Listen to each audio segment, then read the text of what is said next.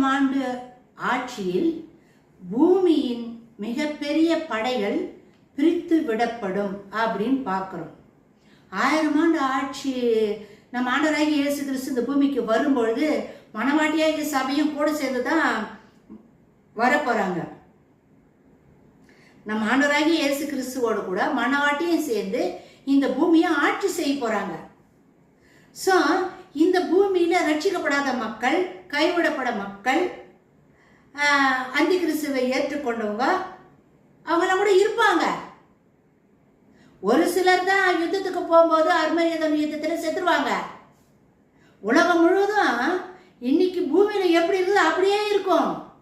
சபை மட்டும் பரலோகம் போயிடும். திரும்பி வரும்போது ஏசப்பா கூட மணவாட்டி வந்துடுறா.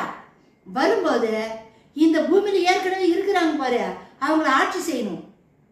இப்ப இருக்கிற நாட்டில் இருக்கிறவங்க எல்லாம் யாரும் ஆட்சி செய்ய முடியாது.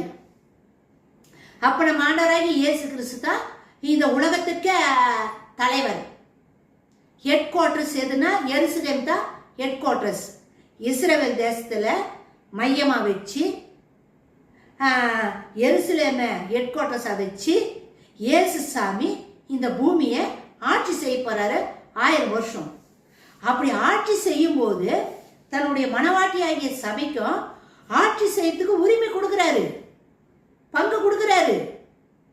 அப்போ இந்த பூமியில இருக்கிற மக்களை ஆளுகை செய்யறதுக்கு பரிசுத்தவான்களை மனவாட்டியாகிய சபைய பிரிச்சு விடுவாரு. யார் யாரு எந்தெந்த இடத்துல போய் ஆட்சி செய்யணும் அப்படின்னு அவரு பிரிச்சு விடுவாரு. அதுதான் இங்க என்ன சொல்லுது, 1000 ஆண்டு ஆட்சியில் பூமியின் மிகப்பெரிய படைகள் பிரித்து விடப்படும். மிகப்பெரிய படைனா மணவாட்டி ஒரு பெரிய திரள் கூட்டம் வரப்போகுது. பரிசுத்த ஏசப்பா கூட அந்த கூட்டத்துக்கு எல்லாத்துக்குமே ஒவ்வொருத்தருக்கும் ஒரு பங்கு இருக்குங்க. ஆட்சி செய்யறதுக்கு இந்த பூமியில நம்ம அதிகாரியா இருப்போம், நம்ம ஆலயம் செய்வோம். மற்றவங்க ரட்சிக்கப்படாதவங்களை, இன்னைக்கு இயேசுவை எதிர்த்து நிக்கிறவங்களை எல்லாம் 1000 ஆண்டு ஆட்சியில நம்ம அதிகாரம் செலுத்தி நம்ம ஆட்சி செய்ய போறோம். அதுதான் பூமியின் மிகப்பெரிய படைகள் பிரித்து விடப்படும் என்ற வசனத்துக்கு அர்த்தம் அதுதாங்க.